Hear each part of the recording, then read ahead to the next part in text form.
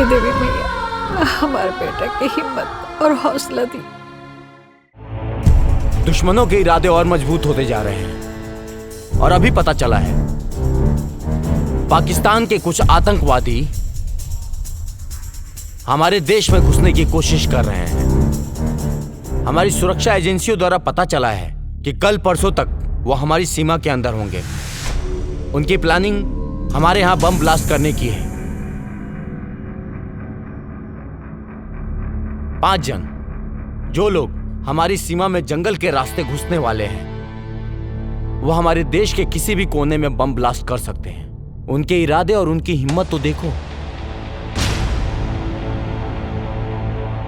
अभी भी इतना कुछ होने के बावजूद पाकिस्तानी आतंकवादी यहां आके हमारे देश में आतंक मचाना चाहते हैं, और वो भी एक बड़े प्लान के साथ। हमें इनके सहारे उस इंसान तक पहुंचना है जो इस खेल का मास्टरमाइंड है। उसे जिंदा पकड़ना होगा ताकि वो किसके कहने पे, किसके इशारे पे ये सब कर रहे हैं। इसलिए इस मौके को हमें हाथ से नहीं निकलने देना है। अगर हम लोग इस बार कामयाब हो गए तो जीत हमारी पक्की है। सर, आर यू रेडी? सर। गाइस, मिली जानकारी के अनुसार दुश्मन अपना मूड बना चुका है। कभी भी हमला कर सकता है वो। अलर्ट रहना जरूरी है। दीपक? यस सर, हम लोग भी पूरे तैयार हैं सर। सारी तैयारी हो चुकी है। दुश्मन बाल भी बाका नहीं कर सकता सर। गुड। गांव की मिट्टी के खुशबू के छोड़ के आइल बनी, यहाँ दुश्मन के धूल चटावे। रिलैक्स, आओ।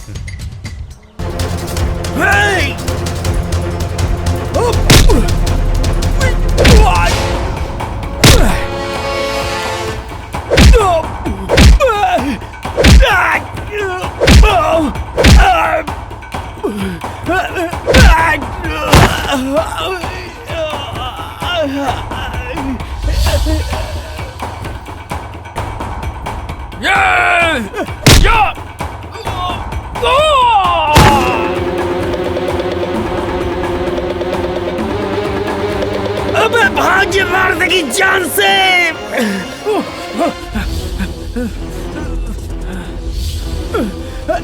जल्दी भाग।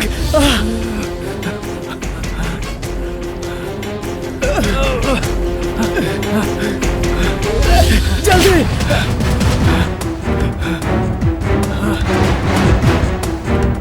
भाग, जल्दी भाग।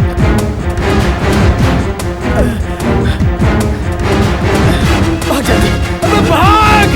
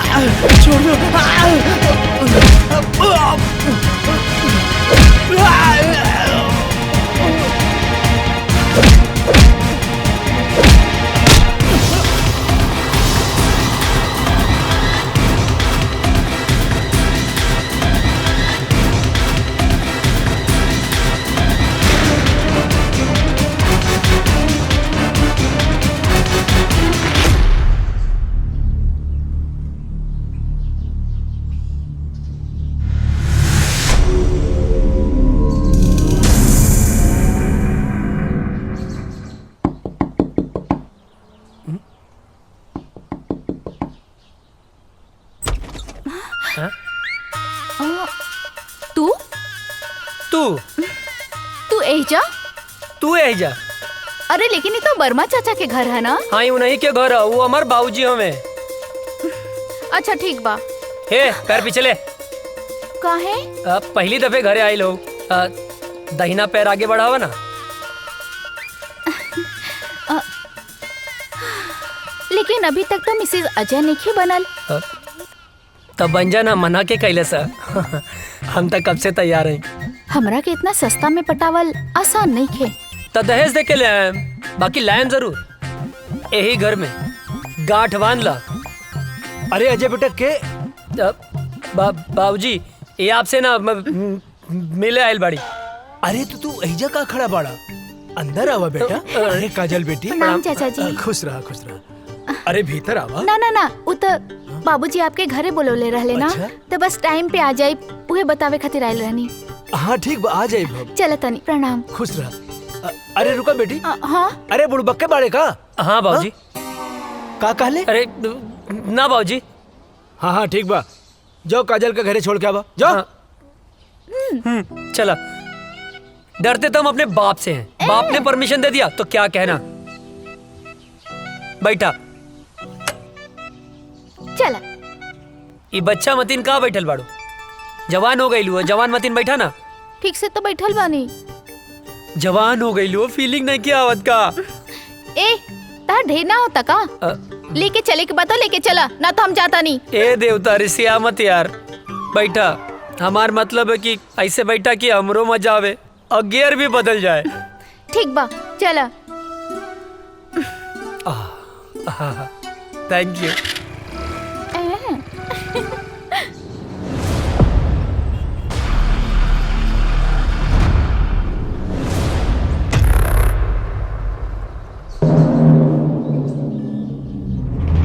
अस्सलाम वालेकुम। वालेकुम अस्सलाम। क्या खबर है?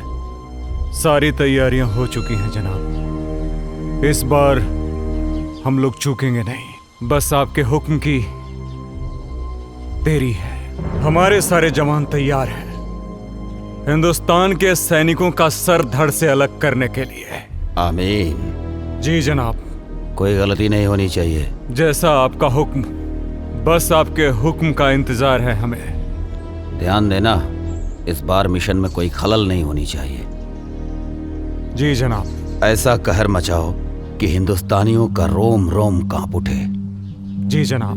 धमाका ऐसा हो कि हिंदुस्तानियों की आने वाली 7 पीढ़ियां थर्रा उठें। उनकी हदें उनको याद दिलाओ। जी जनाब। और जाओ मुनव्वर खान को भी ये इत्तला कर दो ताकि वो सारी तैयारियां शुरू कर सके। जाओ। जनाब, आपका हुक्म सर आंखों में।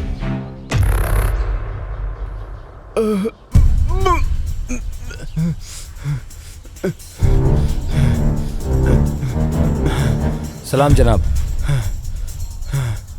इसको हमने इतना मारा लेकिन इसने फिर भी अपनी जुबान नहीं खोली। जनाब, हम तब से इसे बहुत बेरहमी से मार रहे हैं लेकिन फिर भी ये कुछ बताने को तैयार नहीं है। अबे सुन पाकिस्तानी पिल्ले, मेरी उम्र से क्या अंदाजा लगा रहा है बे? हमारे देश के नौजवानों में इतनी गर्मी है कि तेरे जैसे पाकिस्तानी झेल नहीं पाएंगे। अब तो तेरी गर्मी निकालनी ही पड़ेगी मुझे। बहुत फड़फड़ा रहा है साले। ए, सुन, मैं इसकी गर्दन काट रहा हूं और तू इसका वीडियो बना और हिंदुस्तान में भेज ताकि हिंदुस्तान में कोई भी मर्द पैदा होने से सैकड़ों बार सोचे।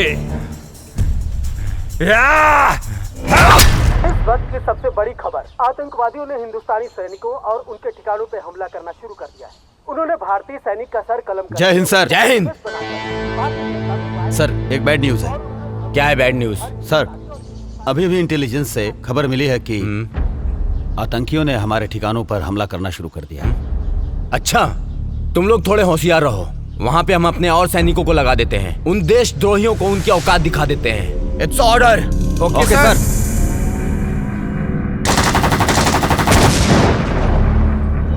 इन इस वक्त का सबसे ताजा खबर, आतंकवादियों ने हिंदुस्तानी सैनिकों और उनके ठिकानों पर हमला करना शुरू कर दिया है। उन्होंने एक भारतीय सैनिक का सर कलम करके उसका एमएमएस बनाकर भारतीय जनता में वायरल कर दिया है और उन्होंने धमकी दी है कि हर हिंदुस्तानी और हिंदुस्तानी सैनिक का यही हाल करेंगे जब तक उन्हें उनका पूरा हक नहीं मिल जाता। सेना प्रमुख ने आर्मी को पूरी तरह अलर्ट रहने का आदेश दिया है। इस हमले का जिम्मेदार आतंकी संगठन प्रमुख अजहर पठान माना जाता है। अजहर पठान आतंकियों का मुख्य कमांडर है। जी हाँ दोस्तों, ये वही अजहर पठान है जिसका आज तक किसी ने चेहरा नहीं देखा है। देश दुनिया की सारी ताकतों ने इसे पकड़ने का पूरा जोर लगा दिया है, लेकिन आज तक वो किसी के हाथ नहीं आया है। हाथ आने की बात तो दूर, किसी ने आज तक उसका चेहरा तक नहीं देखा है।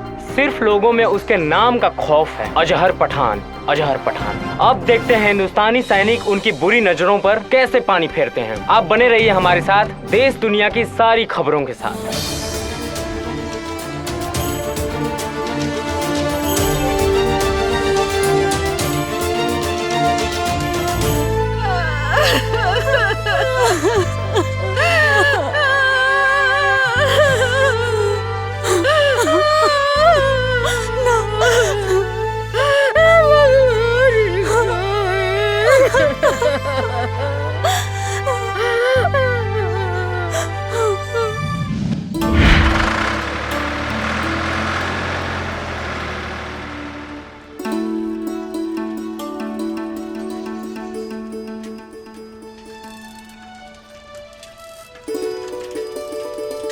गुड मॉर्निंग भैया। Good morning. ये साइकिल किस लिए? आप आगे आगे दौड़ेंगे, हम पीछे पीछे फॉलो करेंगे। अच्छा, ये साइकिल दीजिए तो। पर साइकिल का है। अरे दीजिए। दीजिए।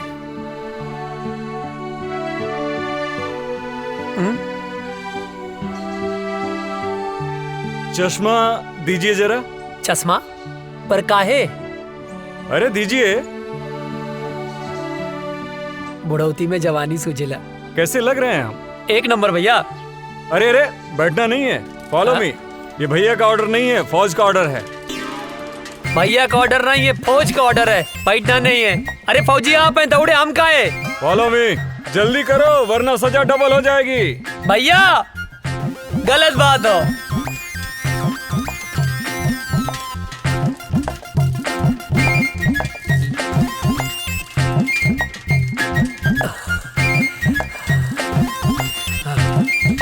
हम न दौड़ब ना, जा आगे, हम थक गए नहीं। दौड़ो उठ के। तू ही जा, हम ना जा। अरे उठ जा, क्या पता कब देश को तेरे जैसे जवान की जरूरत पड़ जाए। हमके देश के काम ना आवे क्यों, तू ही काम आवा। अरे पगले, शरीर में फुर्ती रहेगी, ताकत रहेगी तो कभी भी किसी भी समय किसी को भी झाड़ सकता है। गांव में हमसे क्यों ना भिड़ेला, जे भिड़ेला पटक के चाप देला। हाँ। अच्छा ठीक है, उठ जा भाई, आओ बैठो। बेवकूफ कहीं का। लो चश्मा अपना दी। चल बैठ। हमार भैया।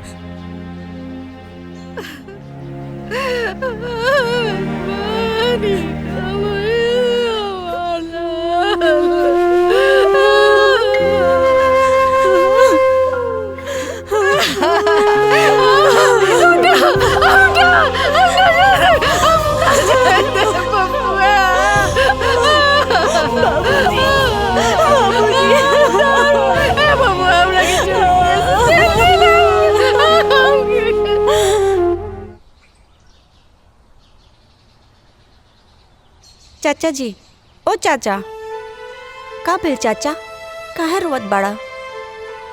पापा की याद आवत बा का? हमहू रोवत रहनी, लेकिन दादाजी मना कैलन। कहले हाँ कि पापा देश के दुश्मन से लड़े गए बाड़े। लेकिन चाचा, गांव वाले कहले हाँ कि पापा लौट के कबो ना आई हैं। का ये बात सच है? ना मुन्ना, पापा जरूर आई हैं, जरूर आई हैं। चल बेटा। हे भगवान, हमरा पीछे काहे उठा लेला?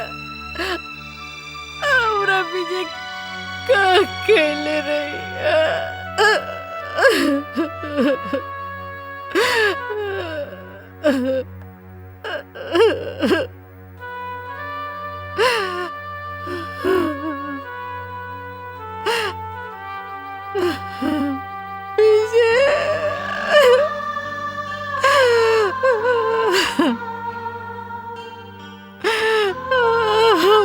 राम लखन की जड़ी टूट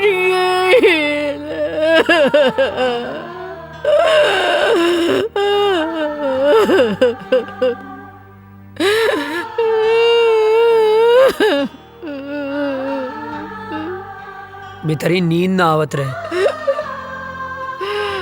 तारा गोद में सो जाए। ये सब का हो गेल बबुआ, ये सब का हो गेल।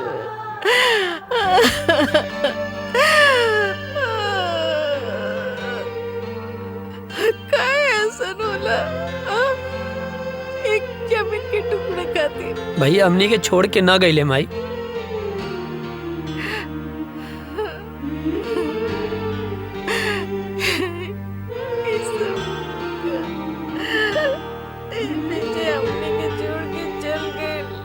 ना, ना माई, भैया हमनी के छोड़ के ना गईले, वो तो हमनी के दिल में बाड़े। हमरे तोहरे ये पूरा देश के जनता के दिल में बाड़े माई। शहीद के शहादत पर ना आंसू ना बहावल जाला, तू आंसू मत बहावा।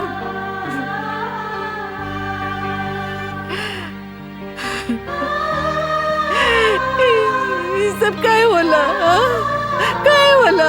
जमीन के चंद टुकड़ों खाती एक दूसरे को जान लेलस। काय पता ना, एक माई के कोकू कर देलस, हमर राम लगन की जोड़ी तोड़ देलस। पता ना माई, पता ना पड़ोसी मुल्क के हमनी के देश से कौन नाराजगी बा, पता ना। बबुआ हमरा के छोड़ के कहीं मत जाइए, हमरा के छोड़ के नहीं तो हम मर जाएंगे बबुआ। ना जाए माई, हमरा के छोड़ के ना जाए, मत जाइए। कभी ना जाए, कभी ना जाए भाई, कभी ना जाए।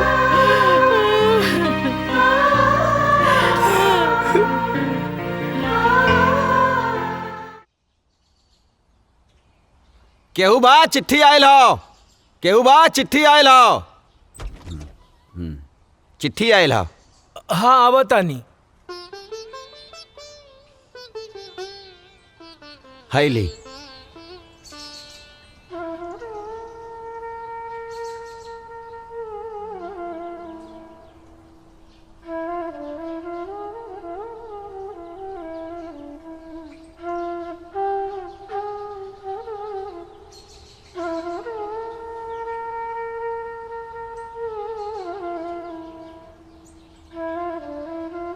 ना ना, चूल्हा भाड़ में गेल सरकारी नौकरी। हाँ? एक बेटा तो शहीद हो गई, दूसरा बेटा के हम शहीद ना होके के देव। सरकार अपन नौकरी अपन पासे रखी, कह देता नहीं। हाँ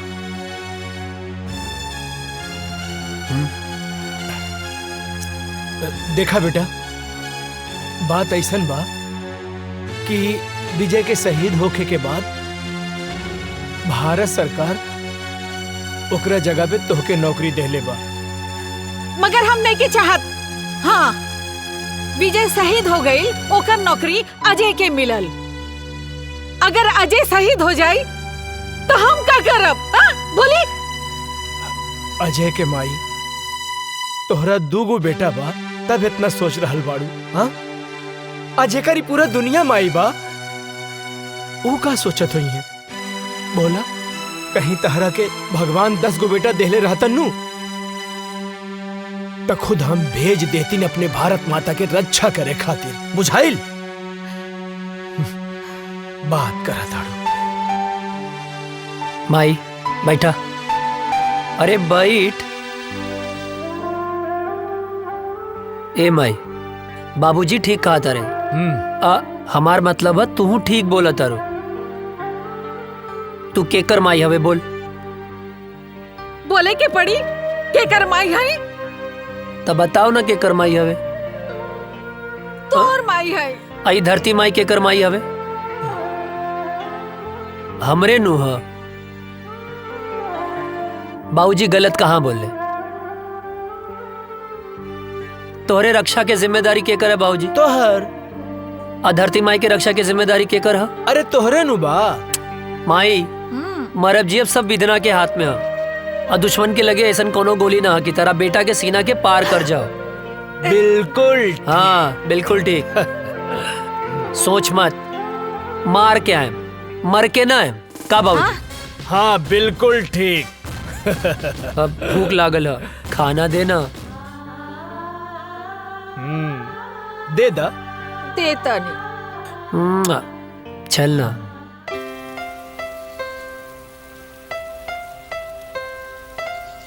अजय, तोहार रेलवे में सिलेक्शन हो गई।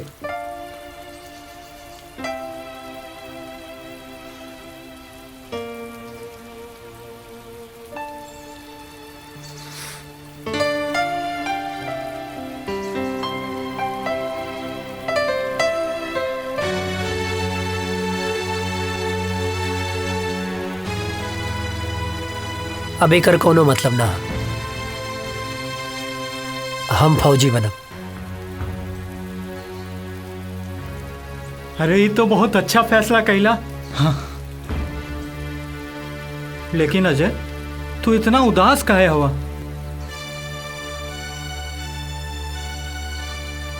तोरा के विजय भैया के याद आवता ना? हाँ यार, बहुत याद आवता। अब ये उदासी के बोझा तू कब तक ढोईबा? देखा, जौन होके रहल तौन तो हो गए। शायद भगवान के यह मंजूर रहल। चाचा चाची, भौजी, भतीजा के समझावा, उनकर हिम्मत बना। अगर तू टूट जाइबा तो उन्हन के का होई? ठीक कहत वे यार। और वो काजल दिन रात तुरे याद में तड़पत बिया। तू तो फोन उठावे लेना। वो हमके अश्याम के फोन करेली बेर बेर।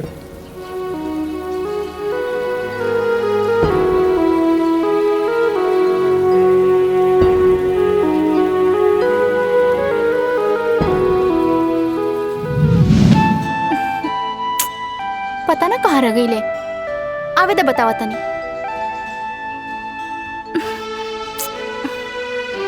काजल आ गई नहीं? आहा, बहुत बड़ एहसान कर दिया ला आके। मतलब ई कि हम पूरा 2 घंटा 20 मिनट से तार इंतजार कर रहल बानी। बात तो सही कहा तारू। का बात तो सही कहा तारू? हाँ, लेफ्ट राइट करके तो हमार पैर दुखे लागल। पिराए लागल होई ना? हाँ, बहुत ज्यादा पिराता। और पता ना कहाँ कहाँ पिराता। कहाँ पिराता? यहाँ यहाँ और यहाँ। अरे यहाँ पिराता। एजा का देखा तेरा? यहाँ देखा। अब का बताएं? देख रहे हैं, बड़ी फुर्सत से खुदा ने तुम्हें बनाया है। हाय, इतना हसीन मिट्टी कहाँ से लाया है?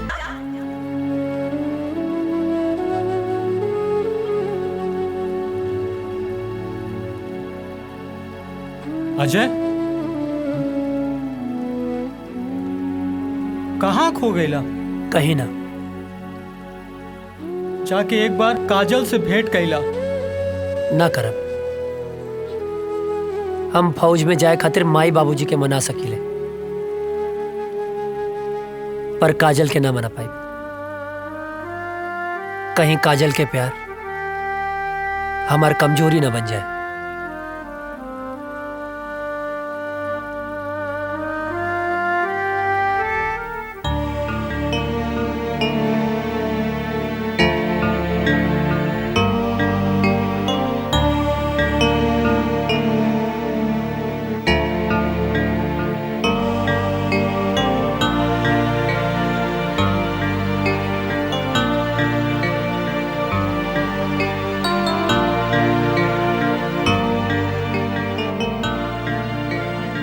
बबुआ,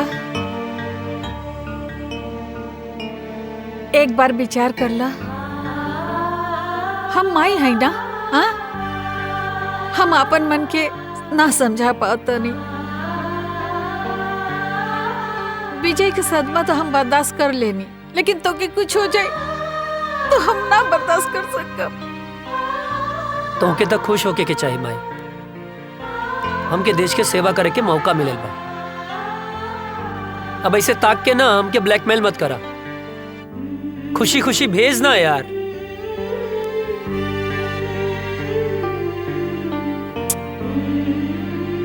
ठीक बा, तू जो भगवान तो रक्षा करी और हमारा आशीर्वाद हमेशा तोहर साथ रही। तोरा रक्षा करी, तोहर ढाल बन के खड़ा हो जाए। माई माई, हमके कुछ ना हो। तो के कुछ हो जाए तो मर जाए। अरे हमके कुछ ना होई बाबा, यकीन करा। और जैसे तू माई बाड़ू वैसे धरती माई भी तो माई बाड़ी ना, हाँ? अब एकदम कुछ ना होई माई, हमके कुछ ना होई। चला चला, आवा हम बताई थे।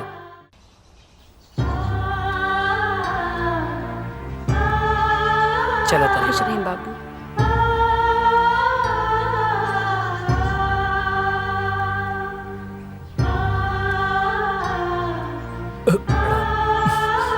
खुश रहा बेटवा और भारत माता के सेवा करा।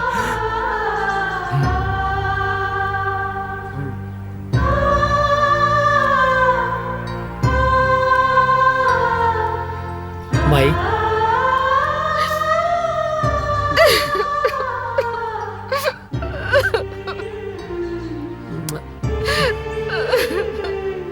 चला था।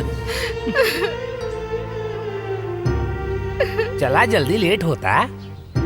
चला जल्दी आ जाए।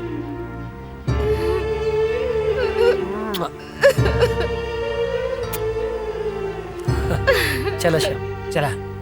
चाचू, जय हिंद।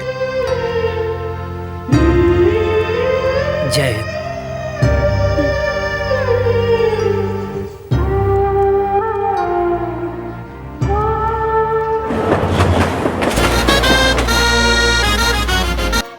तुम्हारी ट्रेनिंग पूरी हो चुकी है। थैंक यू सर। और तुम्हारी पोस्टिंग भी वहीं की जा रही है जहां तुम्हारे भाई शहीद विजय वर्मा पोस्ट थे और आखिरी बार आतंकियों से लोहा लेते हुए शहीद हुए। अब तुम्हें देश की रक्षा के साथ साथ अपने भाई का भी बदला लेना है। Thank you sir, it's my pleasure sir. और मुझे पूरा यकीन है कि तुम भी पूरी जाबाजी और दिलेरी के साथ माँ भारती के दुश्मनों को उनकी औकात बताओगे सर। और हाँ, ड्यूटी ज्वाइन करने से पहले छुट्टी दी जाती है। जाओ अपनी फैमिली के साथ एंजॉय करो। Thank you sir, thank you so much सर। सर, जय हिंद। प्रणाम बाबूजी। खुश रहा, का हाल बा बेटा? बाबूजी ट्रेनिंग पूरा हो गई। तो बहुत बढ़िया बात। और खुशी के बात ही बा कि कुछ दिन खातिर हम घरे आवता नहीं। अरे ये तो बहुत खुशी की बात बा। माई कहाँ बाड़ी? कहीं गई बाड़ी। बाबूजी बोला ना। ना रह दा, आके बताएं। ठीक। जी बाबूजी, प्रणाम। खुश रहा। कौन काम?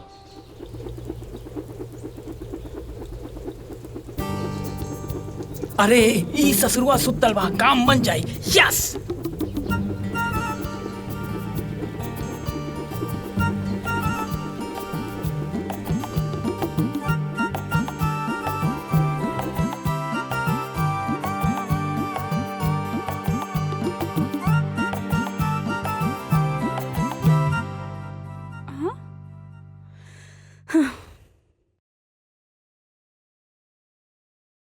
हे भगवान, कितना अच्छा सा झाड़ू लगावत हनी, फिर भी पता नहीं कहाँ से कागज आ जाता। हवा भी तो ना चलता।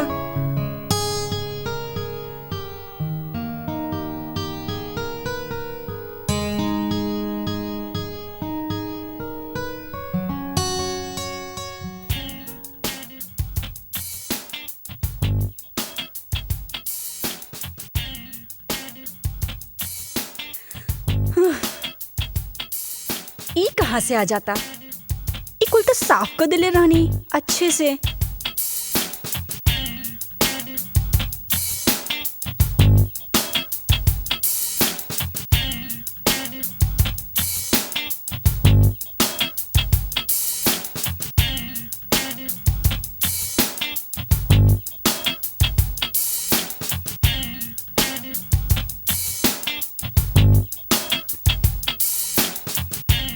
अरे रे, हम बानी हम। तू काहे हमारे घर में चोर खाने घुस गइल बाड़ा? चोरी से? अरे हम तो सीना जोरी से आयल बानी हो, तो हाल बाबूजी से हाथ मांगे आयल बानी। अच्छा त ई कूड़ा काहे फैलावत अड़ा? तू समझल करा। धत तू बड़ा ऊ बड़ा। लागत हमार जादू तोरा पे चल गइल बा हो। जब ऐसे पीछे पड़बर राजा तब जादू चलिए जाई। हमके यही दिन के बहुत दिन से इंतजार रहल। अरे कविता, कहाँ मारू? अरे जल्दी से एक गिलास पानी तो लेके आवा बेटा। हाँ बोल ना। अरे अच्छा यार छूट जाते हैं। कहाँ? हाँ ठीक बाटी हम गमला में छूट जाए। हाँ। अरे कविता, कहाँ बाड़ू? अरे हम काहे छुपे? अरे हम तो तोहर बाबूजी से तोहर हाथ ना मांगे आइल बानी। धीरे धीरे बाबूजी जाग गई बड़े। अच्छा एक तरह हाथ मंगवा ना तब बाबूजी हम दोनों जाने के काटती हैं। अरे बिटिया का करे तारू, जल्दी ले आओ पानी। तू चिंता ना करा, हम तो बाबूजी के समझा ना ले। हाँ अच्छा बाबूजी के समझा ले बा। अरे बात के समझो। एगो आदमी ना घर में घुस आइल रहे और बाबूजी ओकरा के ना मार मार के आज वो टूटल टांग लेके बाजारे में भीख मांगता। का बात करा तू? हाँ। टूटल टांग?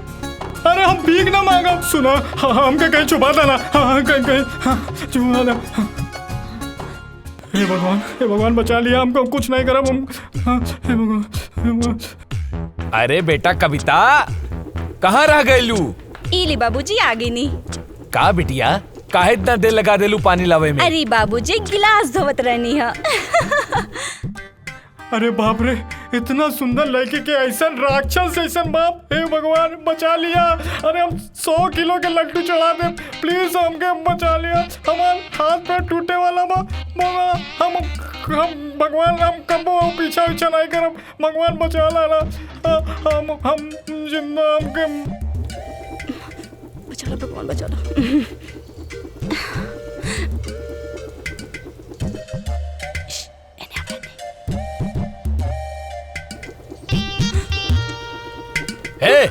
क्या है रे? रुक। अरे कहाँ तानी रुक जो। अरे कहाँ भागा था? रुक। अरे कहाँ तानी रुक जो। अरे के बाड़ा? अरे कहाँ जाए भाग के? रुक जो। बाप रे पकड़ ले। रुक जो। कहाँ भाग? अरे तोर इतना हिम्मत? हाँ? हमारा घर में घुस गई ले। तोर इतना हिम्मत? हमके माफ कर दे। चल तोहरा क्या भैया हम तो से का कहत रही ना। हमके दांते कटलस। हे भगवान कल्याण के रक्षा करी हो, आपका करी। रुका, कहाँ भाग के जाइबा तू? रुक जो, हम तोहरा के छोड़म ना। कहाँ भाग के जाइबे? रुक, अब बताओ तानी।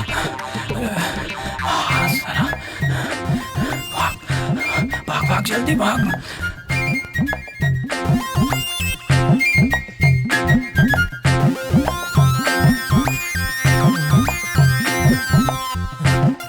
लगता भाग गए।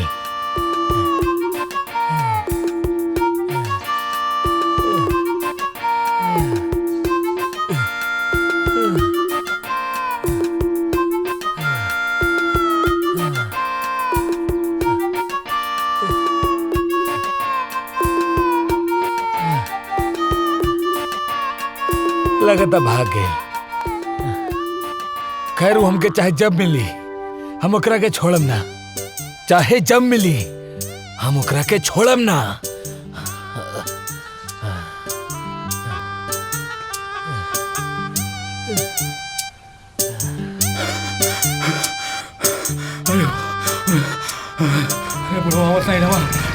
अरे रुक बे। कहाँ थे बे तुम? तुम्हारे चक्कर में हम सारा गांव घूम लिए बे। अरे राम कहानी बाद में बताए, पहले घर चलो। पहले बताओ कहाँ थे बे, नहीं तो चढ़ा देंगे। अरे यार चला ना यार।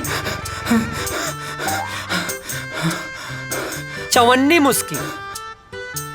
अरे यार चल ना यार। इन्हें से काहे निकले बे? तो यार चल बे यार यहाँ से। चल। आया बाबा, बच गई ली। जय हो भगवान। आज छोड़ दिए बे, आगे नहीं छोड़ेंगे। पसीना छुड़ा। ओ गोरे गलिया वाली से, तिरछी अखियां वाली से, नैना चार हो गइल, का बताई तो से यरवा रे। मार खाने से बच गए बेटा आज तुम, वरना लात जूता मुंह का हाथ सब पड़ जाता। गोरे गलिया वाली से, तिरछी अखियां वाली से, नैना चार हो गइल, का बताई है। का भाई? पर भइल का रह रे? का करत रहली हम? अरे उस सब हम बाद में बताई। सरऊ मुहूर्त देख के बताइबा। हाँ। अरे बट ये सब तो बतिया अच्छा नहीं लगेला। अरे पलिया से बचाएंगे वक्त। का बताई तो से यरवारे, हमरा प्यार हो गई। तो बताओ ना, मारत काहे बाड़े? चुप कर, खाना खाइबे? हाँ। ए माई, दू जगह खाना लेके आओ, हमरे साथे बुक्कड़ भी आइल बा। के कल्याण? हाँ। फेमस हो गई ले बे। अच्छा। हाँ, हाथ धो ले।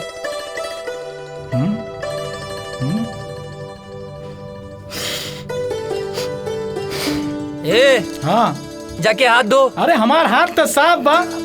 साफ बा? सलून के पानी कितना दिन में बदले ले? जबले कीड़ा ना पड़ेला। अबे गंदा हो रहा।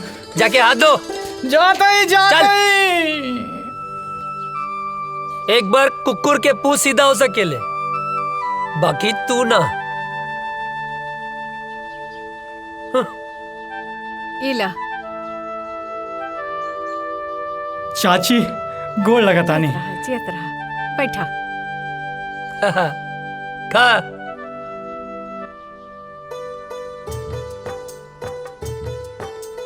ए चाची, हम तो ठीक बानी, बाकी हमार बड़की भौजी कहाँ बानी?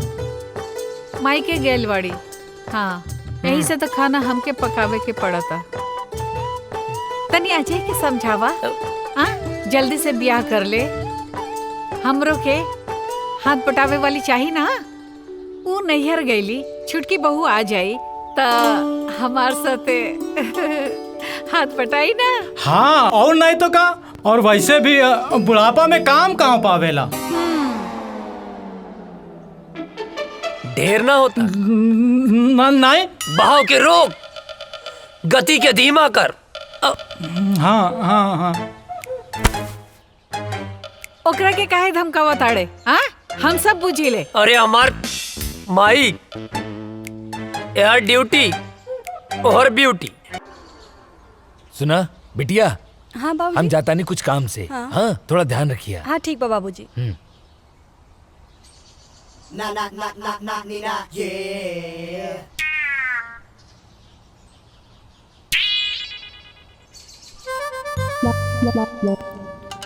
हमके कविता से मिलले बहुत दिन हो गए बा। आज जाके कविता से मिलब। हाँ, बढ़िया मौका बा। जाता नहीं।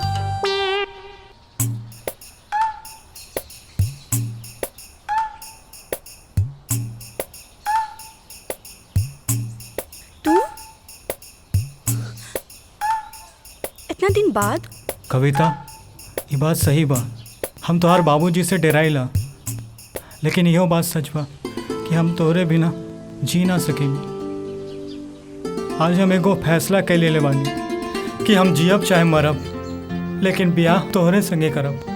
कल्याण, तू हमरा से इतना प्यार करेला? हाँ, अपने जान से भी ज्यादा।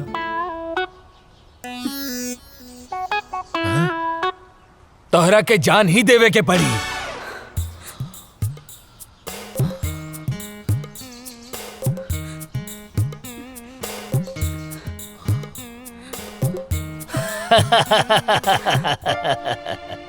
प्यार भी करेला और डर भी लगेला। हाँ? हम दरअसल देखे के चाहत रानी कि तू हमरा बिटिया के सच्चा प्यार करेला कि नहीं। काहे से कि जे सच्चा प्यार करेला ना ओकरा में हिम्मत अपने आप आ जाला। और आज हम बहुत खुश बानी कि तू सच्चा प्यार करेला और हिम्मत दिखौला।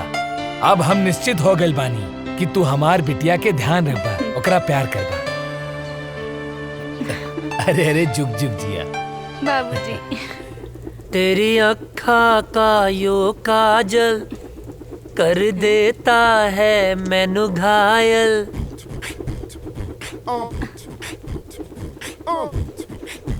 कहा रे हेने आओ। छोटा पटाखा बड़ा धमाका। हाँ? भाग यहाँ से भाग।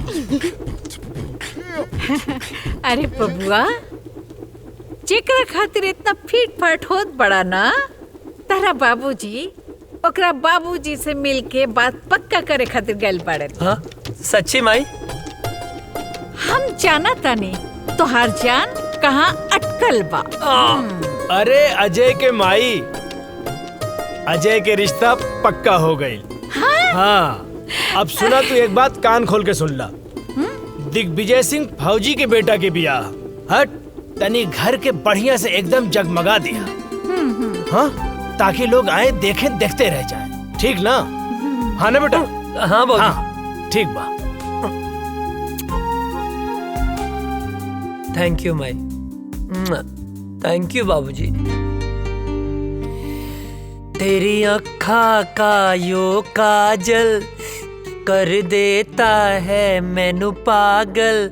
नर नर नर नर नर।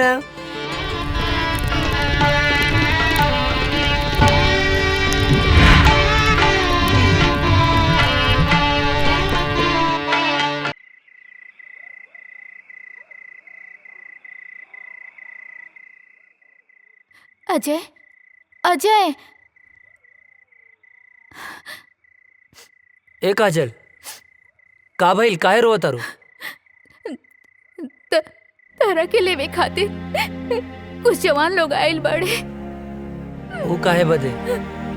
वो लोग कहते रे कि ऊपर से ऑर्डर बा, तारा के जाए के पड़ी। ए पगली, एहर देखा। अरे तय में इतना रोवे के कौन बात बा? ऑर्डरे नु आइल ह। हम फौजी हैं। जब जब ऑर्डर आई हमके देश के रक्षा खातिर जाए के पड़ी। आई तो हमार फर्ज है। तो हम का है? का हमरा खातिर तार कोनो फर्ज नहीं खे? देखा काजल, देश से अपन तुलना मत करा। एक जवान के लिए पहला फर्ज होकर यह रहेला कि वो पहले अपने देश की रक्षा करे। तू हमार प्राण हो। तुहार हर सांस हमरे सांस में बसेला। एहर देखा, हमार ताकत बना, कमजोरी मत बना। बनबू ना? हंसा। जाके हमार वर्दी ले आवा।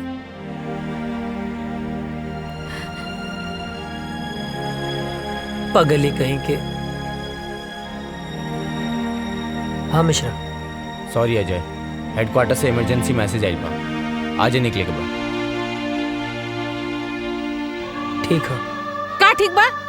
हाँ, का ठीक बा? आज ही तोर ब्याह भइल और आज ही ले जाए खातिर आ गेले, हम ना जाए देब। माई बात के समझल कर, इमरजेंसी मैसेज है। ना ना, हम ऐसा ना होके देब। अरे हमरा कटला से भी ना कटी। हाँ? बाबूजी समझावा माई के, आज हिंदुस्तान के तरह बेटा के जरूरत बा। समझाई ना बाबूजी? का समझाई? अजय के माई, जेकर बेटा फौज में होला ओकर माई बाप के करेजा पे पत्थर रखे के पड़ेला। हंस के विदा करा बेटा के, हंस के घर वापस आई। समझल कर माई, हम फौजी हैं। हर बात पे रोल धोल ठीक ना होला। चला विशाल। अजय,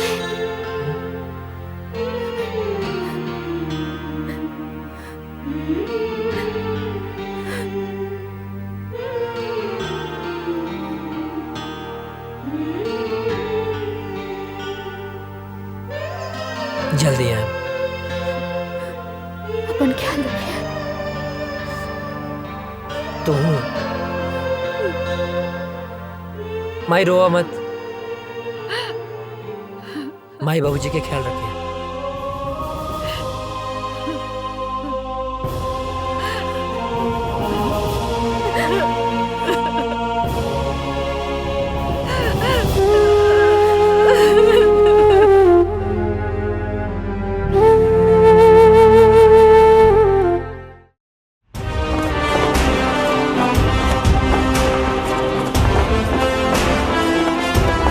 गांव का सफर कैसा रहा अजय? बहुत अच्छा सर। माँ और बाबूजी सब ठीक हैं? एकदम बढ़िया सर। चलो ठीक है, साइन करो और आज से ड्यूटी ज्वाइन सर।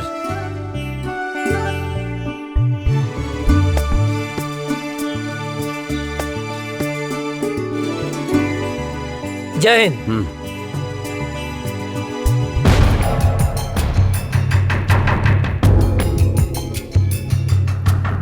डाउन। सर, अचानक इमरजेंसी मीटिंग बुलाने का मकसद? अभी अभी गुप्त सूत्रों से पता चला है कि ये पाकिस्तानी आतंकवादी हमारे देश के खिलाफ साजिश कर रहे हैं। सर, वो घुस चुके हैं तो पकड़े भी जाएंगे सर। और वो एक बड़े प्लान के साथ गुजरात, राजस्थान और कश्मीर के भीड़ भाड़ वाले इलाके में बमबारी करने वाले हैं। बहुत जल्द वो लोग उस प्लान को अंजाम देने वाले हैं। वो किसी भी हद तक जा सकते हैं। जी। और आश्चर्य की बात यह है कि हमारे देश के ही कुछ लोग उनकी हेल्प कर रहे हैं। हमें चौकन्ना रहना होगा। वो हमारे देश के किसी भी कोने में हमला कर सकते हैं, तो हमें उन्हें किसी भी प्रकार से रोकना होगा। अजय सर, तुम पूरी तरह से अभी अलर्ट हो जाओ। सर। राम सिंह, तुम ऐसा करो, सीमा से सटे जंगल के इलाके में बटालियन के लिए सारी व्यवस्था उपलब्ध कराओ। जय हिंद सर।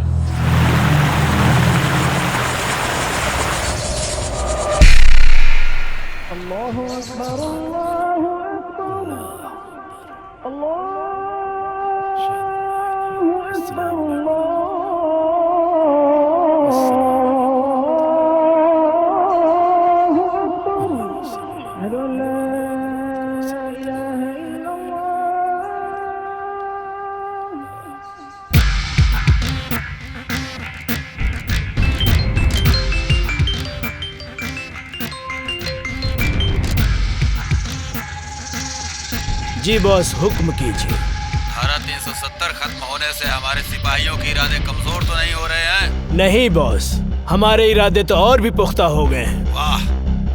कश्मीर हमारा था, हमारा है, हमारा ही रहेगा। इंशाअल्लाह। इंशाअल्लाह। आगाज तो उन्होंने किया था, खत्म हम करेंगे। बहुत खूब, आमीन।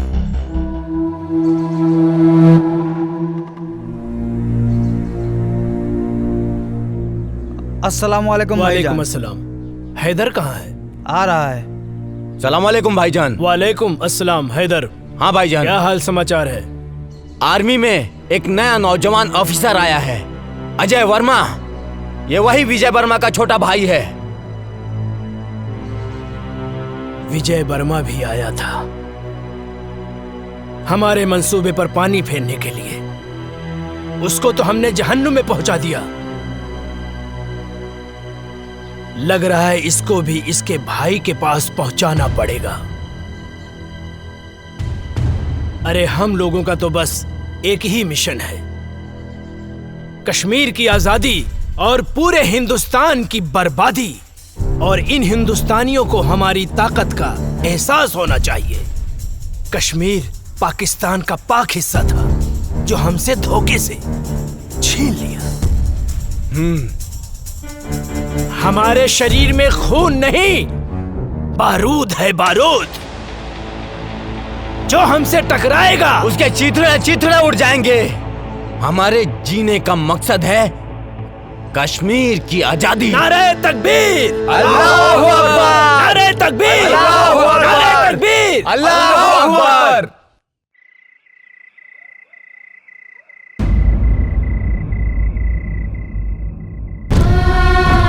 हे भगवान, हमारा सुहाग जहाँ भी होगे सही सलामत होगे।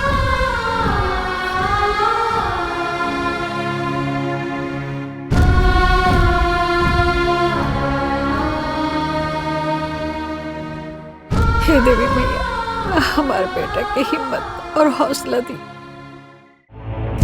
दुश्मनों के इरादे और मजबूत होते जा रहे हैं और अभी पता चला है पाकिस्तान के कुछ आतंकवादी हमारे देश में घुसने की कोशिश कर रहे हैं। हमारी सुरक्षा एजेंसियों द्वारा पता चला है कि कल परसों तक वो हमारी सीमा के अंदर होंगे। उनकी प्लानिंग हमारे यहां बम ब्लास्ट करने की है। 5 जन जो लोग हमारी सीमा में जंगल के रास्ते घुसने वाले हैं, वो हमारे देश के किसी भी कोने में बम ब्लास्ट कर सकते हैं। उनके इरादे और उनकी हिम्मत तो देखो। अभी भी इतना कुछ होने के बावजूद पाकिस्तानी आतंकवादी यहां आके हमारे देश में आतंक मचाना चाहते हैं, और वो भी एक बड़े प्लान के साथ। हमें इनके सहारे उस इंसान तक पहुंचना है जो इस खेल का मास्टरमाइंड है। उसे जिंदा पकड़ना होगा ताकि वो किसके कहने पे, किसके इशारे पे ये सब कर रहे हैं। इसलिए इस मौके को हमें हाथ से नहीं निकलने देना है। अगर हम लोग इस बार कामयाब हो गए तो जीत हमारी पक्की है। सर, आर यू रेडी? सर। गाइस, मिली जानकारी के अनुसार दुश्मन अपना मूड बना चुका है। कभी भी हमला कर सकता है वो। अलर्ट रहना जरूरी है। दीपक? यस सर, हम लोग भी पूरे तैयार हैं सर। सारी तैयारी हो चुकी है। दुश्मन बाल भी बाका नहीं कर सकता सर। गुड। गांव की मिट्टी के खुशबू के छोड़ के आइल बनी, यहाँ दुश्मन के धूल चटावे। रिलैक्स, आओ बैठ। तोरे गांव के बाद से गांव की याद आ गई।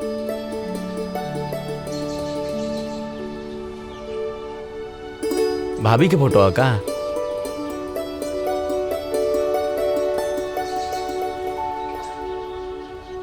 हमरे सुकून के फोटो। सर सर सर, कहाँ खो गई नी? अपना सुकून के लगे, अपना गांव में। रिक्वेस्ट बा सर एगो। का बोला? हमके गाँव में जाए के बा सर। अच्छा ना? लइका भइल बा सर। ओह, बधाई हो। थैंक यू सर। सर, बड़े साहब से कह के थोड़ा छुट्टी दिलवा दी ना। छुट्टी मिल जाए तो की छुट्टी। खुश? मुनव्वर, अब बॉर्डर क्रॉस करने का वक्त आ गया है। हिंदुस्तान की सीमा में घुसने के बाद के सारे इंतजाम हो चुके हैं। बस तुम्हें बॉर्डर क्रॉस करते वक्त सावधानी बरतनी होगी। चारों तरफ हिंदुस्तानी सैनिक गश्त करते रहेंगे। बहुत संभल कर चलना होगा। हिंदुस्तान में हमारे लोग तुम्हारा इंतजार कर रहे हैं। बस तुम्हारे वहां पहुंचने की देरी है। मुझे तुम पर पूरा भरोसा है। तुम वहां पहुंचने के बाद अपने काम को अंजाम जरूर दोगे। इस बार हम काफिरों को सबक सिखा कर रहेंगे। खुदा हाफिज।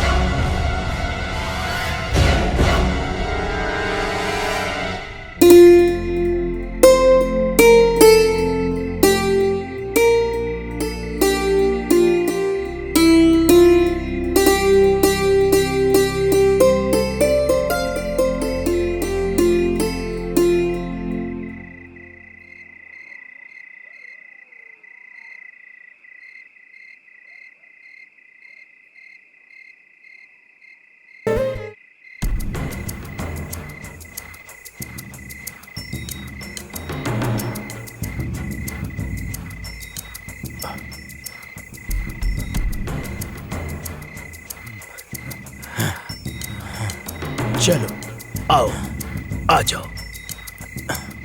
यहाँ से 5 किलोमीटर दूर हमारे लिए गाड़ी खड़ी है। यहाँ से वहां तक जाना है और कुछ दिन हिंदुस्तान में रुकना है। हम अपने मिशन को कामयाब बनाएंगे, समझे? आओ जी।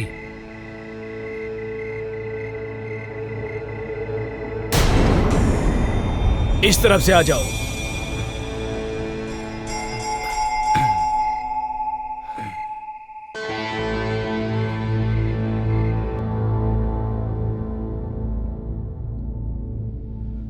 रुक जाओ।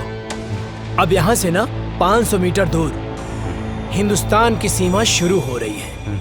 हमारी सीमा यहीं खत्म होती है और वहां पे हमारे लोग हैं। वहां जाने के बाद हम अपने लोगों के साथ मिल जाएंगे। आप लोगों को संभल कर चलना है, धीरे से, ठीक है? चलो, एकदम सबको चौकन्ना रहना है, क्योंकि यहाँ पर सैनिक गश्त हमेशा करते हैं। जी जनाब। सबकी नजरों से बचते बचते हमें आराम से धीरे धीरे चलना है, ठीक है? अब चलो।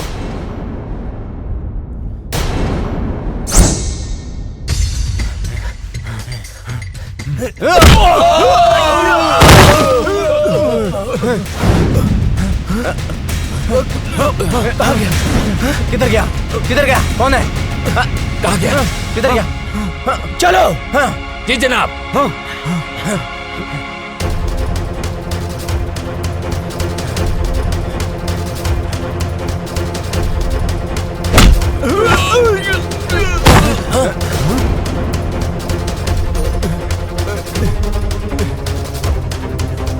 चलो चलो चलो चलो, हम अपनी सीमा में चलते हैं। आओ आओ जल्दी।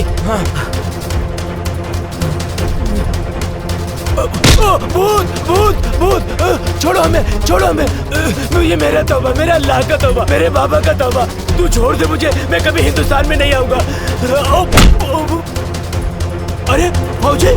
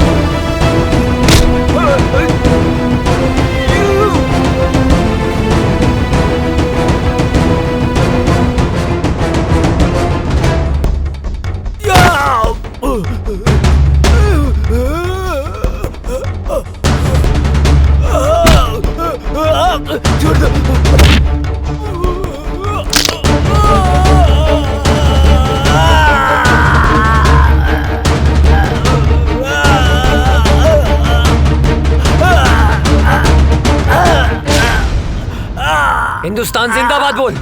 जिंदाबाद।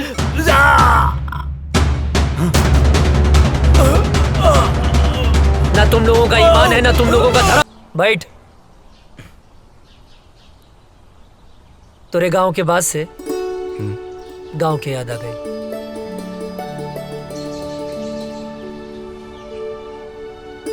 भाभी की फोटो है का?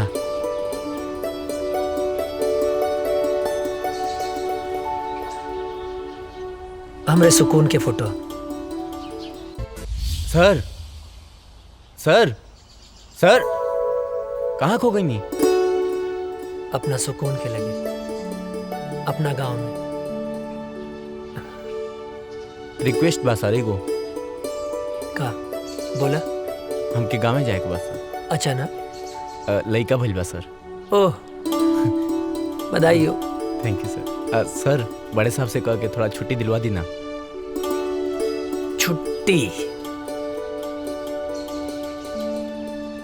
मिल जाए तो की छुट्टी। खुश? मुनव्वर, अब बॉर्डर क्रॉस करने का वक्त आ गया है। हिंदुस्तान की सीमा में घुसने के बाद के सारे इंतजाम हो चुके हैं। बस तुम्हें बॉर्डर क्रॉस करते वक्त सावधानी बरतनी होगी। चारों तरफ हिंदुस्तानी सैनिक गश्त करते रहेंगे। बहुत संभल कर चलना होगा। हिंदुस्तान में हमारे लोग तुम्हारा इंतजार कर रहे हैं। बस तुम्हारे वहां पहुंचने की देरी है। मुझे तुम पर पूरा भरोसा है। तुम वहां पहुंचने के बाद अपने काम को अंजाम जरूर दोगे। इस बार हम काफिरों को सबक सिखा कर रहेंगे। खुदा हाफिज।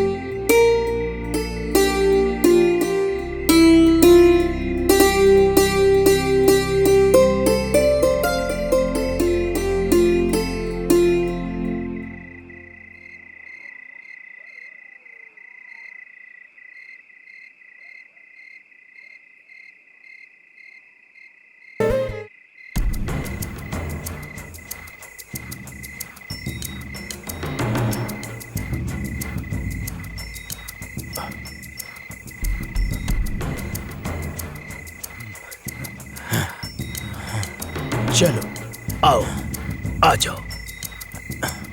यहाँ से 5 किलोमीटर दूर हमारे लिए गाड़ी खड़ी है।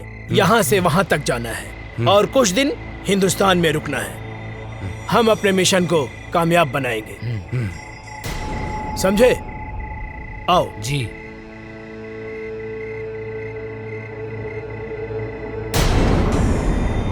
इस तरफ से आ जाओ।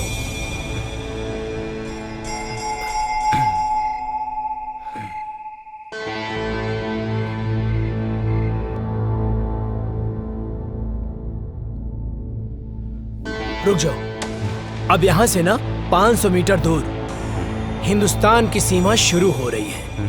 हमारी सीमा यहीं खत्म होती है और वहां पे हमारे लोग हैं। वहां जाने के बाद हम अपने लोगों के साथ मिल जाएंगे। आप लोगों को संभल कर चलना है, धीरे से, ठीक है? चलो, एकदम सबको चौकन्ना रहना है क्योंकि यहाँ पर सैनिक गश्त हमेशा करते हैं। जी जनाब। सबकी नजरों से बचते बचते हमें आराम से धीरे धीरे चलना है, ठीक है? अब चलो।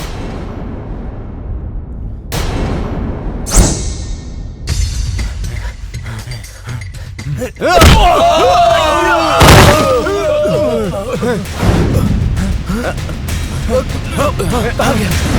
किधर गया? किधर गया? कौन है? कहाँ गया? किधर गया? चलो। जी जनाब।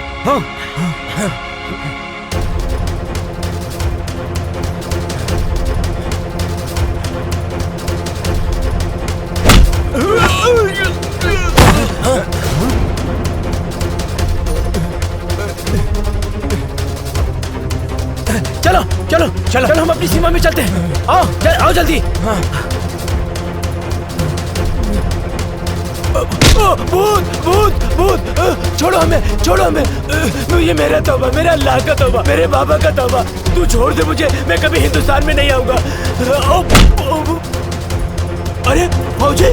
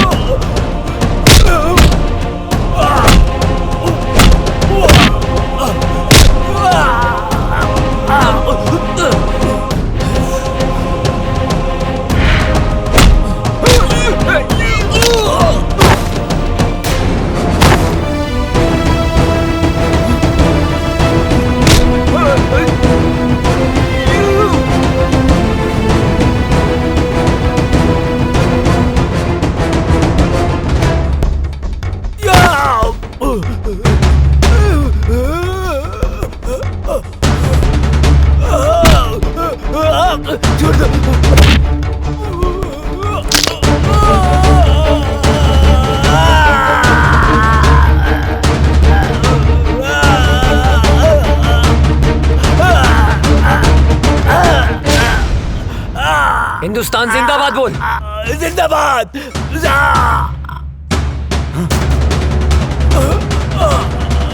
ना तुम लोगों का ईमान है, ना तुम लोगों का धर्म।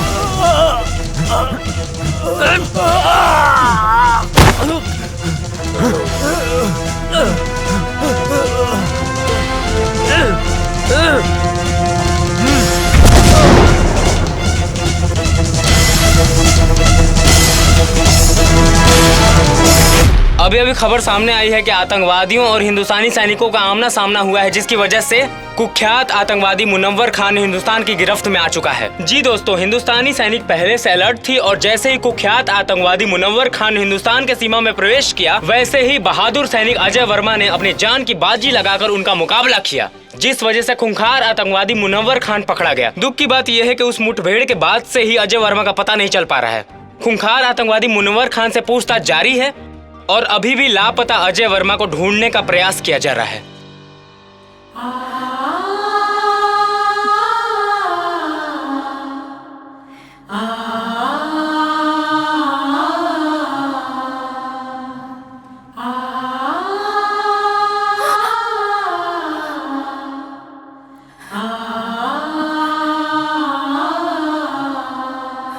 हे भगवान, हम सुहाग की रक्षा करिए।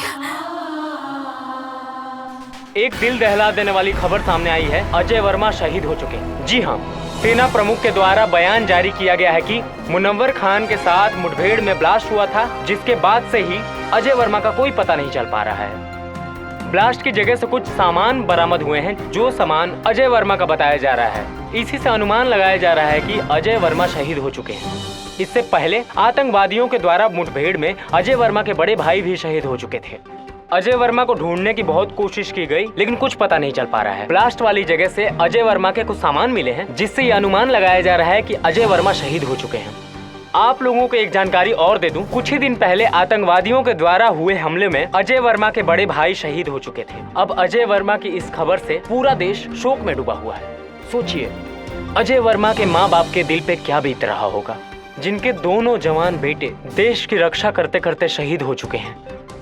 अभी कुछ ही दिन पहले अजय वर्मा की शादी हुई थी। उनकी नई नवेली दुल्हन, जिसके हाथ से मेहंदी के रंग भी नहीं छूटे थे, बेचारी विधवा हो गई। जरा सोचिए, उस शहीद के विधवा के दिल पर क्या बीत रहा होगा। शोक प्रकट करते हुए सेना प्रमुख ने वीर शहीद अजय वर्मा को श्रद्धांजलि दी और उन्होंने बताया कि अजय वर्मा के इस शहादत को पूरा देश नमन करता है। और सेना प्रमुख ने यह भी बताया है कि मुनव्वर खान के पकड़े जाने पर आतंकवादियों के सारे मंसूबों पर पानी फिर गया है। अभी मुनव्वर खान से पूछताछ जारी है। पूछताछ में बहुत ही अहम सुराग मिलने की आशंका है। आप लोग बने रहिए हमारे साथ देश दुनिया की नई खबरों के लिए। तब तक के लिए जय हिंद। आतंकवादियों ने भारत पर फिर हमला किया, जो काफी तादाद में थे। आतंकवादियों ने फिर से हमला किया, कई जवान शहीद हो गए, लेकिन आर्मियों ने आतंकी सरदार मनोहर खान को अपने गिरफ्त में ले लिया है। लेकिन दुख की खबर ये है कि अभी तक अजय वर्मा की कोई खबर नहीं मिली। बम के धमाके को देखते हुए ये अंदाजा लगाया जा रहा है कि देश के लिए लड़ते लड़ते वो शहीद हो गए। दिग्विजय भैया के बड़ लड़का पहले ही शहीद हो गए रहल। अजय ही रहल परिवार के आधार, वो शहीद हो गई। अब उनके परिवार पे का बीती। दिग्विजय भैया के दिल पे पहाड़ टूट गई। मिल गई शांति, मिल गई शांति ना। हम पहले मना करत रहनी कि हमरा बेटवा के ना भेजी, मगर हमार केहू बात मानी तब ना।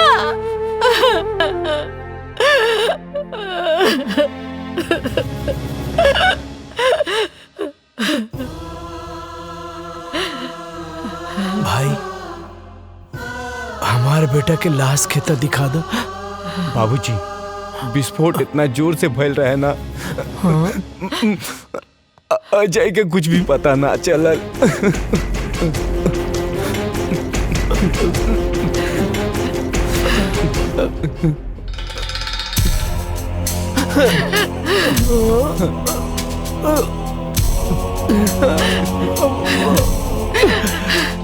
मिल गई शांति, मिल गई ना। हमार बस के आखिरी दिया बुझ गई। माई, का भइल? इतना काहे रोता रू? हाँ? और ये फोटो पर माला? हाँ? बहू, हमार बेटा अजय देश के खातिर शहीद हो गए। ना बाबूजी, ना। ये का कहा तनी आप? हाँ? ऐसा नहीं क्यों हो सकत? हाँ? माई, देखा, तू रोआ मत। हाँ, अजय जिंदा हवन। तू काहे रोत बाड़ू? हाँ? अरे, तोहर माता फिर गइल बा का? हाँ? अपन जिंदा बेटा के शोक मनावत तारू? हाँ? कहा तानी कि जिंदा बाड़े? हाँ? देखा, हमारा अजय के धड़कन सिर्फ हम महसूस कर सकता नहीं। हाँ? हमरा के इनका धड़कन महसूस हो रहा बा। नहीं मान सकत, अजय जिंदा हुवन। बहुत हिम्मत बता रामे, लेकिन अब हमार दोस्त अजय जिंदा नहीं खन, शहीद हो गए बाड़े। शर्म नहीं आवत? हाँ? एगो फौजी होके एगो जिंदा फौजी के शहीद बोला तारा? शहीद हो गई ले? हाँ? ना, वो शहीद नहीं हो सकत। कोनो दुश्मन के बम या गोली में इतना ताकत नहीं खे कि हमार सुहाग के हमरा से छीन ले। हाँ? माई, देखा, तू रोआ मत। हाँ? देखा, तू शांत हो जा। हाँ अजय आई है, जिंदा हुए अजय, वो जिंदा हुए, जिंदा बड़े। हाँ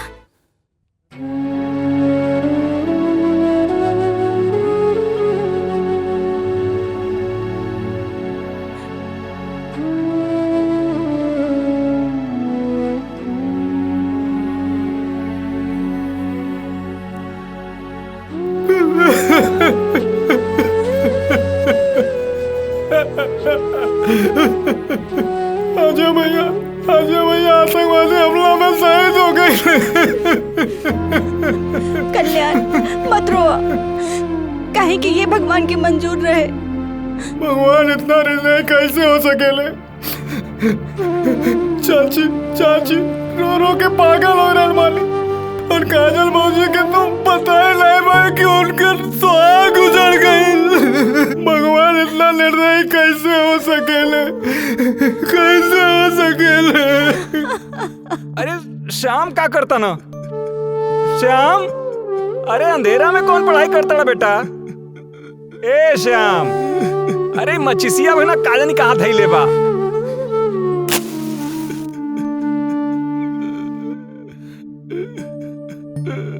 अरे इते रोता। श्याम का भइल बेटा? काहे रोता बेटा? का भइल? का भइल का?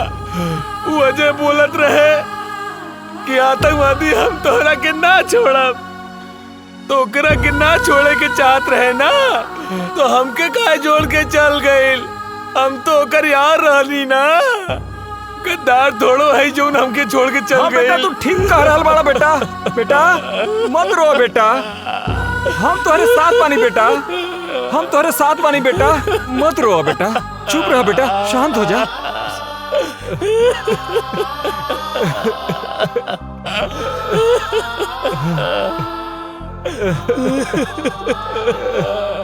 चुप हो जा बेटा, चुप हो जा बेटा, बेटा चुप हो जा बेटा, चुप रहा बेटा, चुप हो जा बेटा।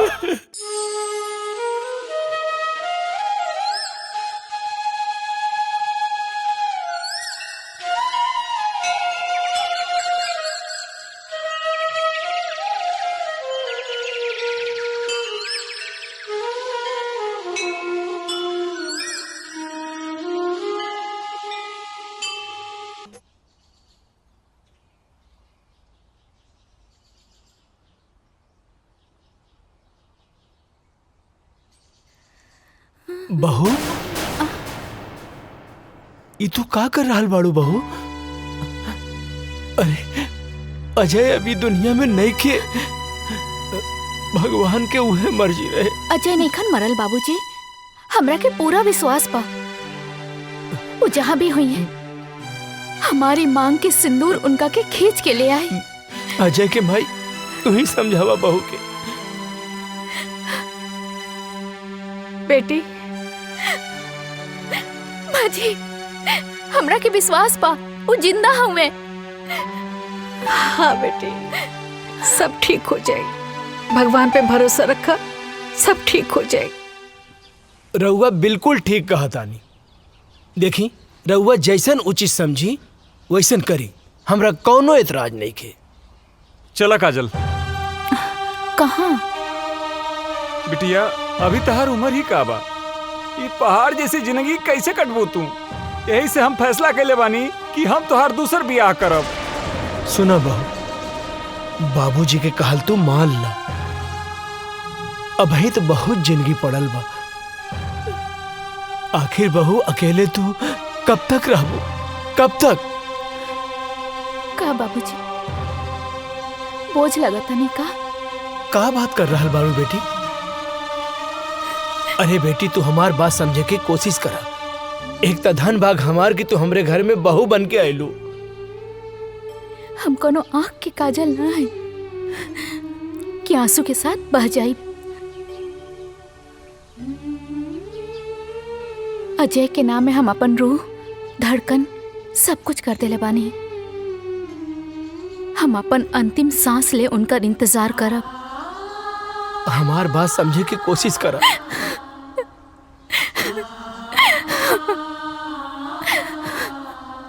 मुनव्वर खान, सच सच बता, बता कौन है तेरा बॉस और कहां कहां तुम लोग की प्लानिंग है ब्लास्ट करने की। तू ऐसे नहीं बताएगा, लगता है तुम्हें हिंदुस्तानी आर्मी का पावर दिखाना पड़ेगा। मुनव्वर खान, तू हिंदुस्तानी फौज के कब्जे में है।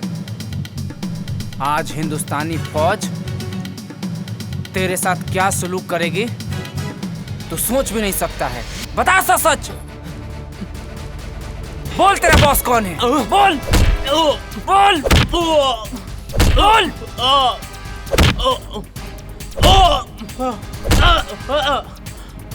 बोल कौन है बॉस तेरा? ए फौजी, तू ना चाहे मेरी जान ले लेगा ना, तो अभी नहीं बता सकता मैं, समझा? मैं कुछ नहीं बता सकता, मैं मर जाऊंगा लेकिन नहीं बता सकता, समझा? तू ऐसे नहीं मानेगा, तुझे 3rd डिग्री देना ही पड़ेगा। बोल कौन है बॉस तेरा और क्या मकसद है तुम लोगों का? नहीं बता सकता। चल जुबैर, फोन लाओ।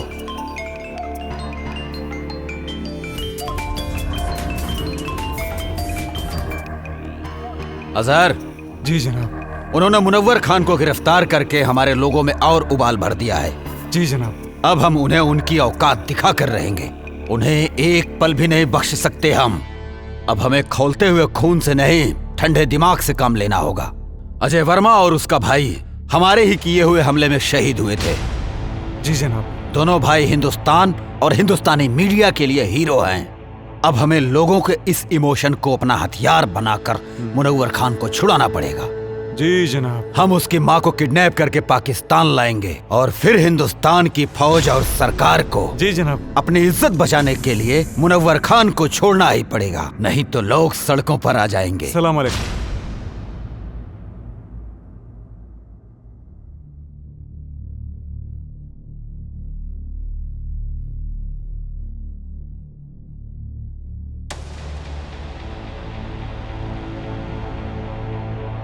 हे देवी मैया, हमार कलेजा के टुकड़े के काहे छीन ले लो, ओकरा बिना कैसे जिए,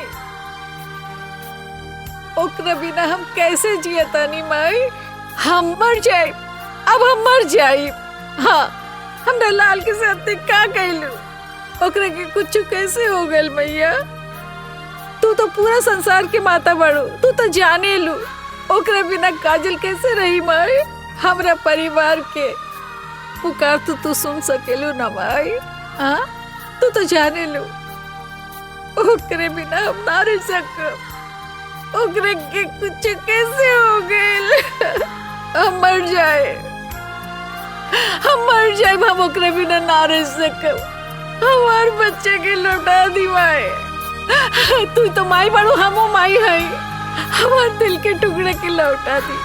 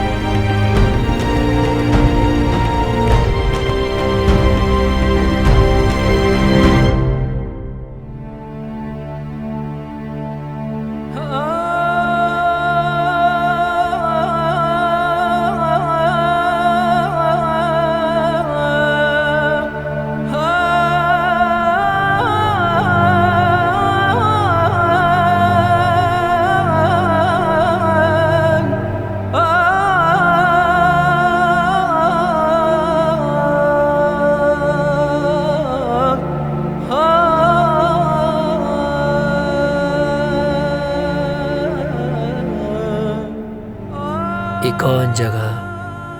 पाकिस्तान है।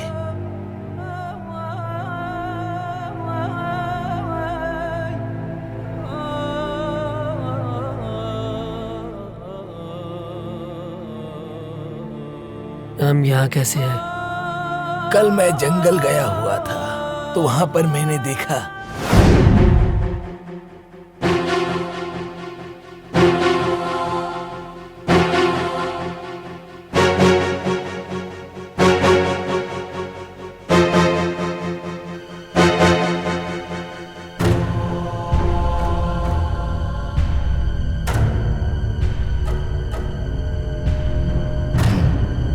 ये कौन है?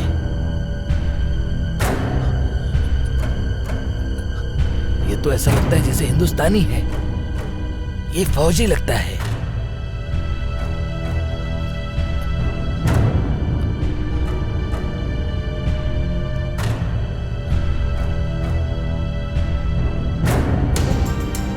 इसे हमें बचाना होगा। अगर किसी ने देख लिया तो प्रॉब्लम हो जाएगी। वैसे भी हिंदुस्तान पाकिस्तान एक ही तो था। कुछ लोगों ने इसको बांट दिया। या अल्लाह। 6 महीना बाद भी हमके होश आ गए। अबले हम जिंदा हैं। जरूर कोनो खास मकसद है। हमरे वतन के साथ साथ हमार माई काजल भी हमारे इंतजार करत हुई हैं। हमके जल्द से जल्द अपने वतन लौटे के पड़ी।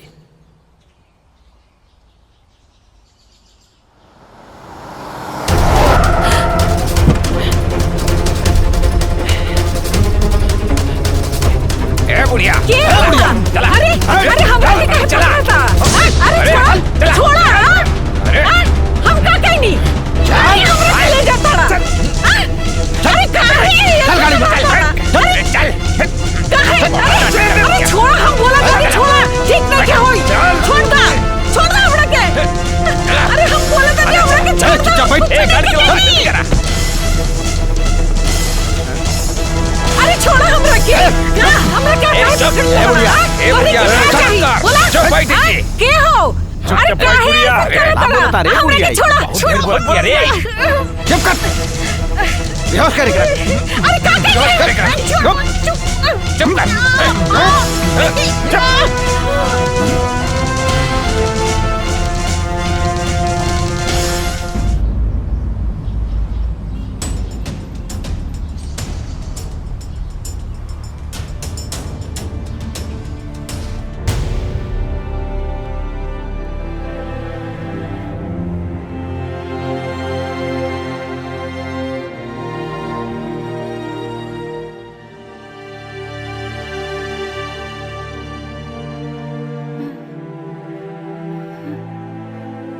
ये हम कहाँ बनी?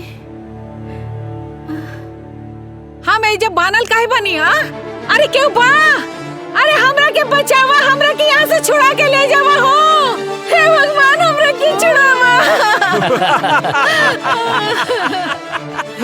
अरे हमरा के बचावा इन लोगन से।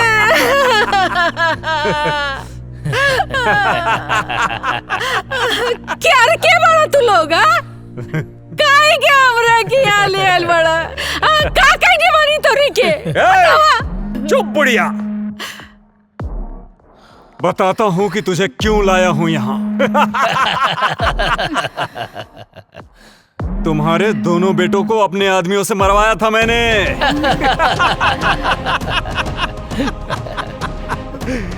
सुन, तुझे मैं किस लिए लाया हूँ वो मैं तुझे बताता हूँ। तुम्हारे हिंदुस्तान के आर्मी ने हमारी टीम के कमांडर मुनव्वर खान को गिरफ्तार करके अपने हिंदुस्तान के जेल में बंद कर रखा है, जिसकी वजह से सारा प्लान हमारा फेल हो रखा है। और उसे ही छुड़ाने के लिए हमने तुझे किडनैप करवाया है आज, क्योंकि तेरे परिवार से पूरे देश की भावना जुड़ी हुई है।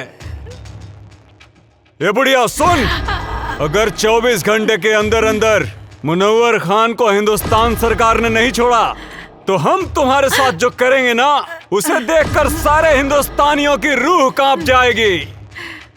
और अभी 24 घंटे होने में कुछ ही समय बाकी है।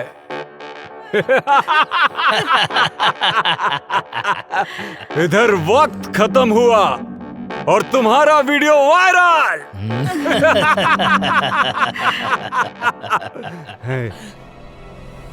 और उधर सरकार के खिलाफ जनता का विरोध। और विरोध इतना भयानक होगा कि मुनव्वर खान को हिंदुस्तान सरकार को छोड़ना ही होगा। वक्त तो अब खत्म होने वाला है। उससे पहले एक आखिरी बार हिंदुस्तान सरकार को वक्त देने दो। भगवान तू लोग के कभी ना माफ करिए। हाँ दरिंदो हमरा के छोड़ी, हम बेकसूर बानी, हमरा के काहे पकड़ के रख ले बड़ा।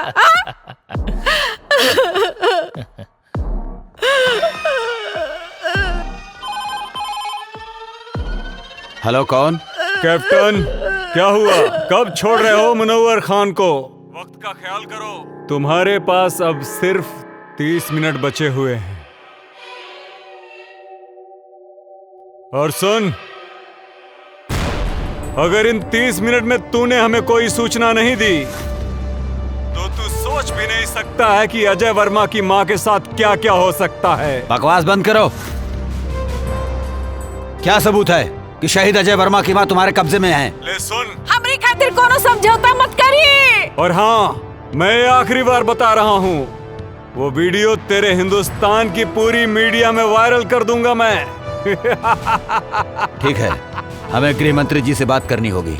मत छोड़िए मुनव्वर खान के। चुप बुढ़िया, बहुत चपड़ चपड़ करती है। जय हिंद सर। सर, आतंकियों ने मुनव्वर खान को छुड़ाने के लिए शहीद अजय वर्मा की मां को किडनैप कर लिया है। जल्दी एक्शन लेना पड़ेगा सर। जब तक मैं न कहूं कोई कदम मत उठाना। ओके सर। इस मसले का हल सोच समझ के करना पड़ेगा। और हाँ, इसकी जानकारी लीक नहीं होनी चाहिए। मेरे अगले कॉल आने तक का इंतजार करो। ओके सर। जय हिंद सर। हेलो अजहर, क्या खबर है? जी हुजूर। हिंदुस्तानी फौज कब रिहा कर रही है मुनव्वर को? जनाब, अभी कोई खबर नहीं आई है मुनव्वर खान को छूटने की। फिक्र मत करो, खबर जरूर आएगी, क्योंकि वो बुढ़िया हमारे कब्जे में है। इस बुढ़िया को हम लोगों ने बांध के रखा है। अगर मुनव्वर खान को नहीं छोड़ा तो हम लोग आगे की कार्रवाई शुरू करेंगे। बहुत खूब, सारे सिपाहियों को चौकन्ना रखो, बस हम भी वहाँ पहुँच ही रहे। हमें आपका इंतजार है।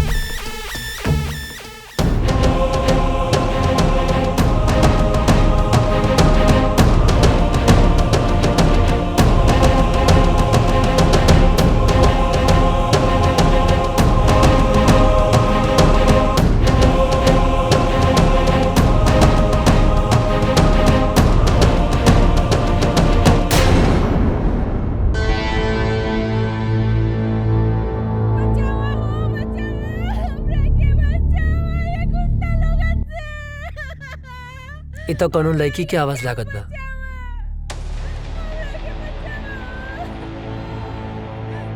ना, हमें चक्कर में ना पड़ सकीला, न तो लोग के पता चल जाए कि हम इंडियन हैं। लागत है ज्यादा मुसीबत में बाड़ी। का करी भगवान?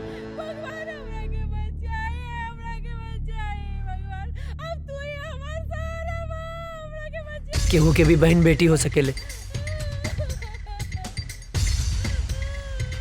ओकर रक्षा करब हमार फर्ज है, हमार फर्ज है। हमरा मदद करी, हमरा के बचाए। इतना माई बाड़ी, हमरा के बांध के रखल बा, हमरा के बचाए।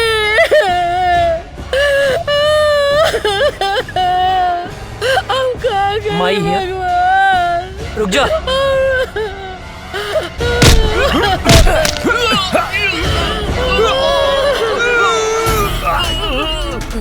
अजय! अजय! बाबा जिंदा बड़ा! हे भगवान! क्या लागल?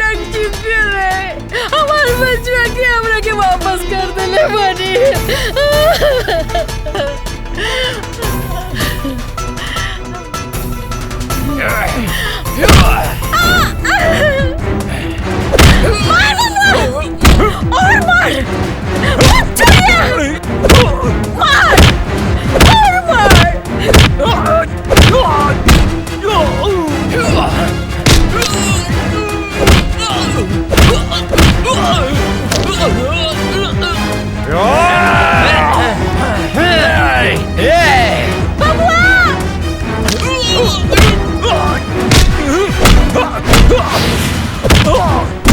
विजय के ये लोग मर ले रहे हैं बबुआ।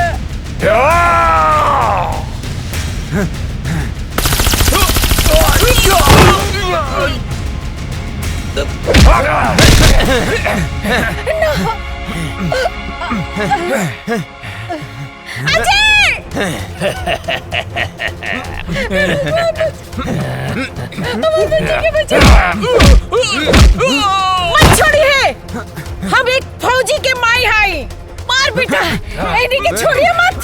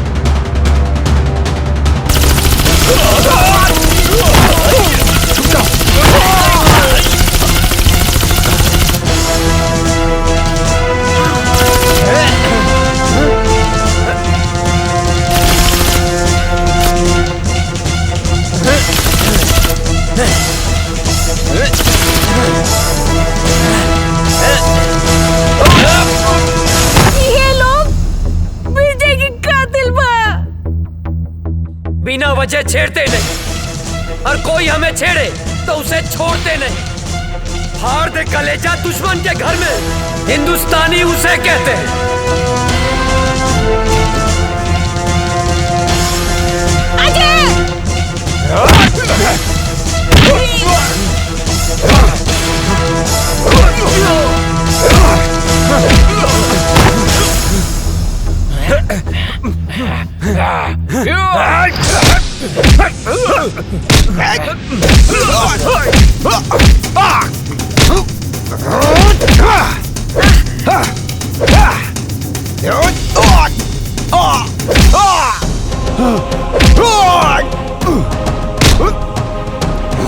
जब हम तुम्हें नहीं छेड़ते तो तुम क्यों छेड़ते हो? कश्मीर क्यों नहीं छोड़ते? कश्मीर हमारा है। तुम एक मुनव्वर मारोगे तो 100 मुनव्वर पैदा होंगे। तुम एक मुनव्वर मारोगे तो लाख पैदा होंगे। लाख!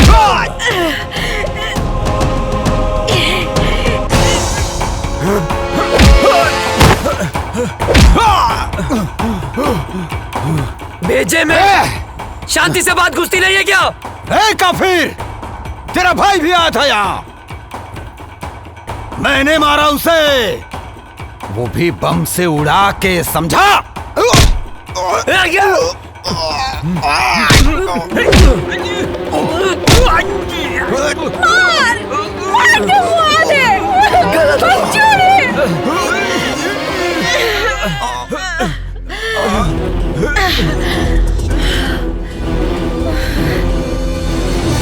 तुझे क्या लगा मेरे भाई को मार के सांस बंद कर दूंगा तेरी, जान ले लूंगा तेरी, तेरे इसी पाकिस्तान में मार डालूंगा तुझे। हिंदुस्तानी हूँ मैं, अजय!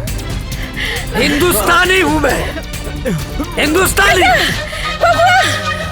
अजय!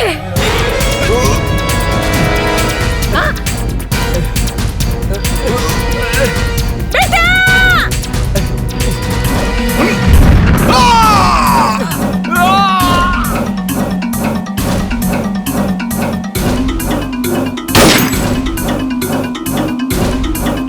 माई, ए माई, माई, ए माई, ए माई उठना, देखना तोर बेटा आ गया माई। ए माई उठना माई, आँख खोलना। हाँ माई, अजय तोर बेटा। अजय बेटा, हम काले रानी ना के हम आ जाए, देख आ गए नीना। कहाँ रहला माई के छोड़ के इतना दिन? गलती हो गई माई, गलती हो गई। जाना था ना, तोहर बाबूजी, काजल बिटिया, तोहर भाभी, तोहर भतीजिया चिंटू, यहाँ तक कि पूरा गांव हमार बबुआ के हमारा अजय के इंतजार करत रही। बेटा तू हमने के छोड़ के कहाँ गई? कहीं न जाए मैं।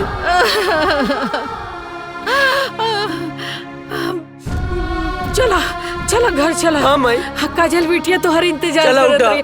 जना तड़ा। मेरा भारत महान, जय हिंद, जय भारत।